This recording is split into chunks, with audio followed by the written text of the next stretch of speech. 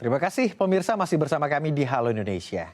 Di Indonesia, permainan perang sarung menjadi tradisi khas bulan Ramadan bagi anak laki-laki dan remaja yang dilakukan selepas menunaikan sholat tarawih. Namun kini permainan masa kecil yang syarat akan sukacita berubah hingga berujung kekerasan.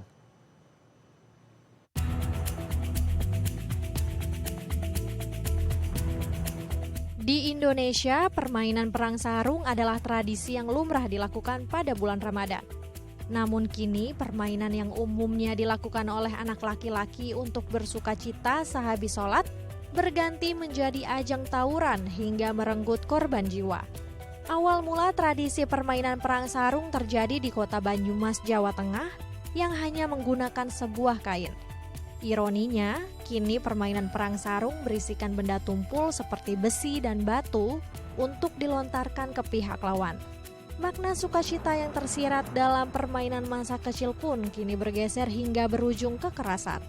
Salah satunya yang terjadi di wilayah Pandeglang, Banten menyebabkan satu remaja tewas. Untuk membahasnya lebih lanjut kita telah terhubung dengan Retno Listiarti, pemerhati anak dan pendidikan. Saya akan sapa langsung. Selamat siang, Ibu Retno, apa kabar? Selamat siang, Mas. Alhamdulillah, kabar baik. Alhamdulillah. Ibu, ini kita langsung saja nih membahas sarung yang ini kok ujung-ujungnya jadi kekerasan. Kalau zaman dulu mungkin ya sarung memang menjadi media untuk beribadah. Dan di bulan Ramadan memang kalau zaman saya kecil mungkin hanya untuk sebagai ajang apa ya, ketangkasan, permainan saja begitu Bu. Tapi sampai saat ini atau saat ini begitu ya, ini menjadi pemicu kekerasan hingga berujung meninggal dunia. Ini anak-anak remaja makin kesini makin tega. Apa yang mendasarinya Bu kalau Ibu lihat? Ya, ini kan sebenarnya permainan ini sudah menjadi tradisi di beberapa daerah dan biasanya memang terjadi pada bulan Ramadan. Nah, kenapa pada bulan Ramadan?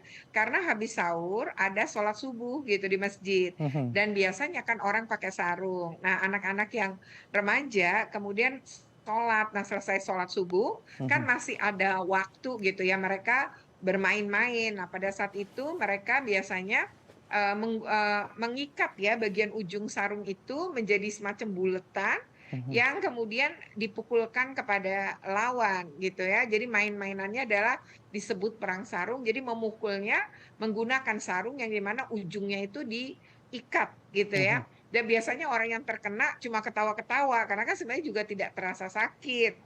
Nah, ini yang kemudian satu lawan satu juga, walau dilakukan bersama-sama, tapi akan mengarah tuh saya memilih lawan siapa gitu. Nah, tapi kemudian ini berubah di mana ujung sarung ini untuk beberapa kasus diberi besi, bukan sekedar batu ya. Jadi besi sehingga ketika mengenai kepala, mengenai wajah atau bagian tubuh yang lain tentu terasa sakit ya bagian ujung yang diikat tadi. Nah, lebih mengerikan lagi untuk beberapa kasus yang kemudian menimbulkan korban jiwa, ternyata diisi sajam. Jadi di bagian sarung yang agak memanjang itu ternyata ada celurit, kemudian ujung yang tadi diikat sarung itu adalah ujungnya celurit gitu ya. Sehingga ketika kena, orang itu terkena ya dalam jarak pendek dan diputar secara kencang, ya pasti sangat melukai. Dan beberapa kemudian juga tidak hanya besi, batu, kemudian senjata tajam mulai dari pisau ya, jenis-jenis pisau yang semuanya diniatkan karena diasah terlebih dahulu ya untuk beberapa kasus. Nah, ini yang kemudian perang sarung yang awalnya hanya untuk bercandaan, permainan mengisi waktu di masa Ramadan, ini kemudian berubah ya justru di bulan suci, di bulan yang harusnya kita berbuat baik, tapi malah tawuran jadikan jatuhnya ya dan melukai orang lain. Rasa-rasanya sayang sekali ya, di bulan berkah ini, di bulan suci ini begitu ya, banyak sekali korban akibat kenakalan remaja yang berujung tawuran. Awalnya perang sarung di mana mungkin bersama teman begitu adu ketangkasan, namun akhirnya ini kenapa? Kalau dari pemaparan Ibu Retno ini seperti naik level begitu emosi anak-anak. Mulai dari perang sarung yang tadinya ini hanya mungkin dipukul tidak sakit begitu ya, bagian dari ketangkasan atau permainan. Tapi berujung pada senjata tajam yang seperti Ibu Retno jelaskan begitu. Apa yang menyebabkan emosi anak ini menjadi tega begitu? Faktor apa yang mendorong? Sebenarnya faktornya tidak tunggal ya, banyak anak-anak yang menjadi pelaku pidana itu setidaknya dipengaruhi oleh 3 faktor. Faktor yang pertama adalah faktor internal. Internal ini bisa saja pada diri anak, kan ada anak yang sebenarnya temperamen gitu ya. Lalu yang kedua, ketika berbicara faktor internal itu kita bicara pengasuhan orang tua. Jadi anak-anak yang memang dibesarkan dengan kekerasan, salah dimaki, dicaci, dipukul, maka dia terbiasa dengan kekerasan. Jadi ketika kemudian dia melakukan misalnya perang sarung seperti ini, itu seolah-olah adalah hal yang biasa, bahkan seperti memacu adrenalin dia gitu ya. Karena itu juga sebagai bentuk pelampiasan dari dia sebagai korban kan, dari kekerasan misalnya dalam pengasuhan. Nah, itu adalah lingkungan yang kita sebut dengan faktor internal. Yang kedua adalah faktor eksternal. Nah, eksternal ini ketika dia mulai mengenal atau bergaul dengan lingkungan di luar rumah dia, termasuk di sekolah, lingkungan pergaulan lain. Nah, ini kemudian dia mengenal orang-orang yang bisa mempengaruhi dia dari pergaulan itu. Nah, ketika di situ pun dia mengalami bentuk-bentuk kekerasan, pemaksaan, ya kalau nggak mau ikut ini nanti kemudian tidak ditemani gitu, atau bentuk-bentuk lain yang dia sendiri juga menganggap kekerasan itu hal yang wajar, bahkan bentuk seperti healing bagi dia gitu sebagai juga korban kekerasan misalnya di lingkungan rumahnya. Nah, ternyata lingkungan bermain, lingkungan sekolah juga menciptakan hal yang sama gitu. Nah, yang ketiga adalah sebenarnya situasional, faktor yang ketiga. Nah, itu adalah bergantung pada situasi banget. Jadi ada orang yang kemudian melakukan itu karena ada faktor dalam situasi tertentu. Misalnya, ada beberapa kasus ketika dulu dia baik-baik aja, tapi ketika orang tuanya berpisah, dia kemudian justru salah bergaul dan punya kondisi yang seperti dia tidak menerima keadaan dia, dan itu kemudian ini jadi bagian gitu, dia membangun eksistensi diri gitu ya. Atau situasional juga bisa, misalnya haus penghargaan. Lingkungan dia, situasinya memang dia dianggap nggak berguna, nggak itu, tapi dia dapat circle yang ternyata bisa nerima dia ketika dia tuh punya ketangkasan melukai orang. Nah, itu di situ justru dia dihargai, dianggap eksistensinya diakui gitu ya. Jadi haus penghargaan itu bisa saja. Nah, situasional ini juga bisa orang terpaksa melakukan karena ada situasi yang memaksa dia gitu. Jadi ada banyak faktor. Yang pasti anak-anak yang dibesarkan dengan kasih sayang, kehangatan, kebahagiaan, nggak mungkin ya melakukan tindakan-tindakan kekerasan semacam ini. Ini kan adalah anak-anak yang juga tidak bahagia, artinya anak-anak yang juga korban sebenarnya ya. Anak-anak yang melakukan tindak pidana ini juga bagian dari korban, setidaknya korban salah pengasuhan dalam lingkungan keluarga. Ada faktor internal, eksternal, dan situasional begitu ya. Kalau akhirnya si anak terlahir dari pendidikan yang di rumahnya gitu, pendidikan kepribadian yang baik, begitu Ibu ya. Lalu faktor eksternal juga bisa mengganggu sang anak dalam tumbuh kembangnya sehingga melakukan perilaku-perilaku yang di luar batas. Ini apakah salah satu faktor yang menjadi penting ketika sudah berkumpul menjadi massa? Ini kan akal sehat kadang-kadang lupa, Bu. Akhirnya kita terdorong untuk melakukan tindakan yang sama. Apakah ini juga bisa menjadi salah satu faktor? Ya, bisa, dan beberapa kasus sebenarnya ketika saya menjadi komisioner KPAI dan kemudian ada tawuran ya antar sekolah gitu, ternyata anak-anak ini sebelumnya juga dipicu dengan obat tertentu atau misalnya minum minuman keras sehingga dia tuh nggak kenal takut. Jadi sebenarnya anak-anaknya juga takut gitu. Tapi situasi misalnya kayak tawuran begitu ya, model menggunakan sajam gitu ya. Tentu kalau kita tidak jadi korban, kalau kita tidak jadi pelaku melukai lawan, kan kita jadi korban yang ditusuk misalnya kan gitu ya. Jadi kalau dalam tawuran tuh kita nggak tahu kita mau jadi korban atau kita jadi pelaku kan begitu ya. Nah, ini ketika kemudian pada situasi yang dihadapkan gitu, anak-anak ini juga banyak yang melawan ketakutannya adalah dengan konsumsi obat atau minuman keras yang bisa memicu rasa tidak takutnya dia gitu ya.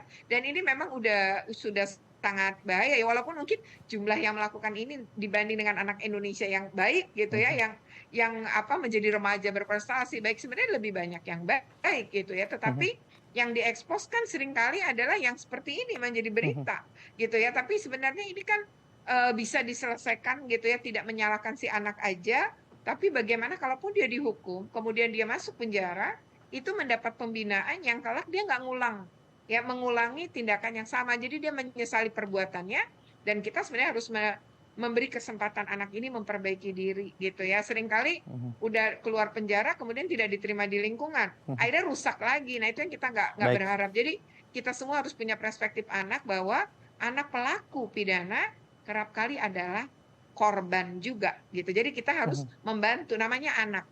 Dia bisa salah ya dalam satu kondisi pola pengasuhan semacam ini, tapi dia harus kita beri kesempatan memperbaiki diri karena masa depannya kan masih panjang. Ada kesempatan bagi anak-anak untuk berubah dirinya. Apalagi di pelakunya kebanyakan remaja begitu yang ingin mencari jati diri sehingga salah berperilaku atau bersikap.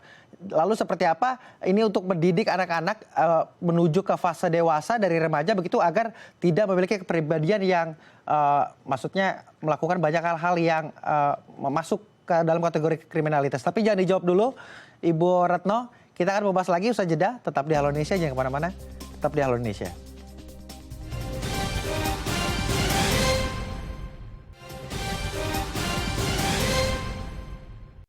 Terima kasih pemirsa masih bersama kami di Halo Indonesia.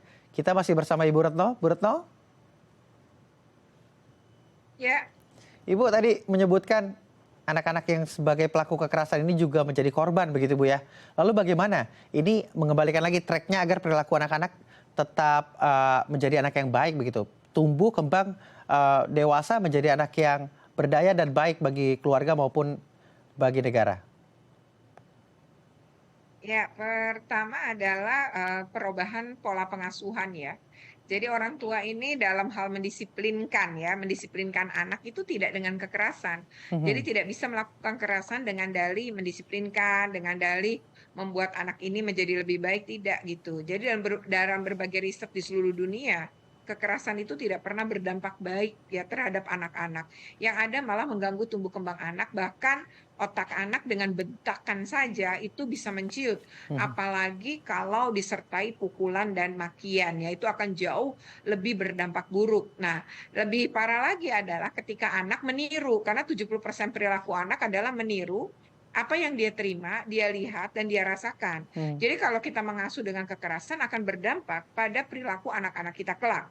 Jadi dia sudah tidak biasa mengekspresikan kekerasannya, dengan kekerasan juga akhirnya mengekspresikan kekerasannya gitu ya. Jadi kayak kemarahan, kalau dia nggak mungkin ngelaporin orang tuanya ke polisi misalnya atas kekerasan dia terima, tapi dia menyimpan luka batin yang kemudian akan dia lampiaskan pada orang lain yang nggak bersalah.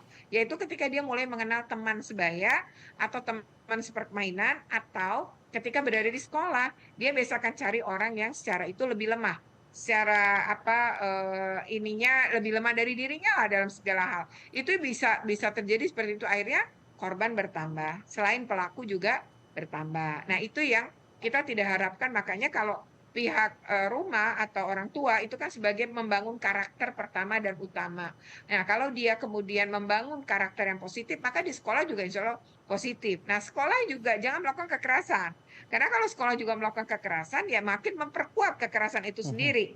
Nah, yang berikutnya adalah harus membantu anak-anak kita ini mendapatkan potensinya, kelebihannya. Nggak mungkin sih Tuhan tidak menciptakan kelebihan pada setiap orang. Selain kekurangan, kita pasti punya kelebihan. Maka orang tua daripada fokusnya memaki, memarahi, atau kecewa terus, maka fokuslah pada kelebihan anak. Nah, apa kelebihannya?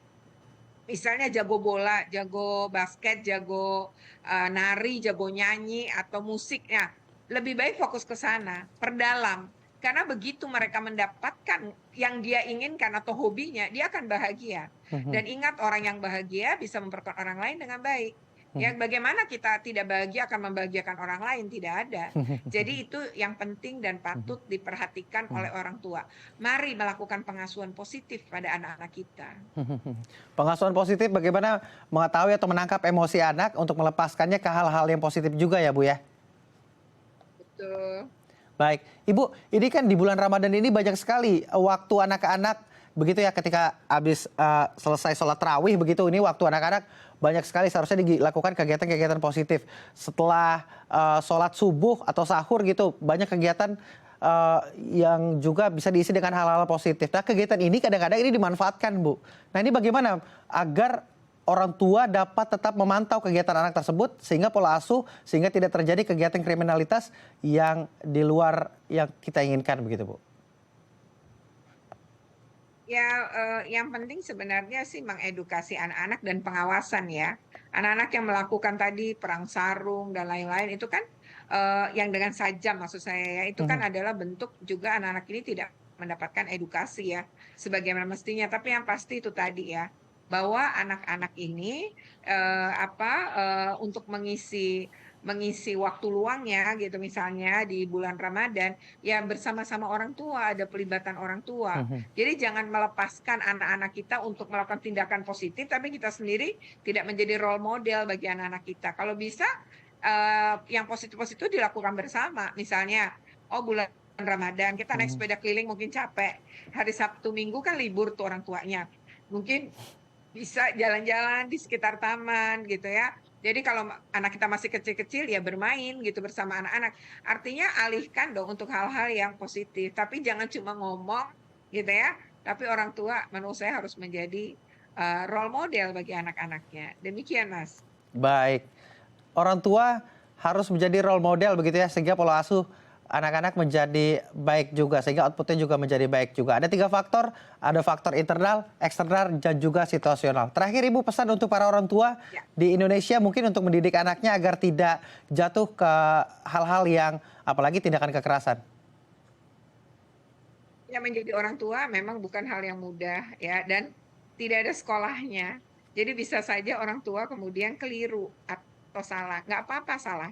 Kita semua sebagai orang tua pasti khilaf dan pernah salah pada anak-anak kita gitu ya. Tapi tadi jangan pernah berhenti belajar, terus belajar menjadi orang tua yang baik. Ya bagaimana caranya? Banyak kok tempat berbagi, bacaan-bacaan gitu ya. Nah itu yang paling penting. Dan ingatkan kesehatan mental adalah sangat penting. Selain kesehatan fisik, Mhm, kesehatan mental juga hal yang penting. Jadi kalau Bapak Ibu sebagai orang tua itu bahagia, maka Bapak Ibu pasti sehat mental.